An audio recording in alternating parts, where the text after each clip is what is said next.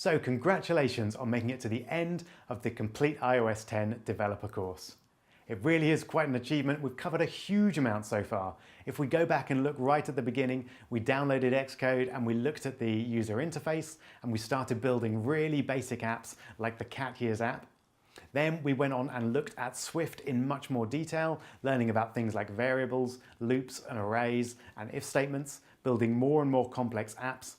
Then we looked in more detail at the iOS features, so things like animation, GPS, maps, audio, and a whole lot more.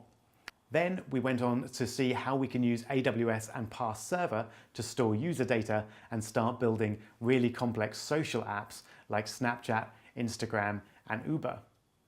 Finally, we looked at games, so we built the Flappy Bird clone, and we saw how to publicize and market our apps in the App Store. We also looked at the iOS 10 and other advanced features that iOS has introduced in recent years to really complete that learning experience. So I hope by now you feel that you have a pretty complete idea of how iOS development works, and with almost any app idea you have, you could just put it into action and start building it straight away. But this, of course, is not the end. It's very much the beginning of your iOS development career. And the best way to learn from here on in is really to build things. So have an idea, build it, enjoy the process, and learn as you go.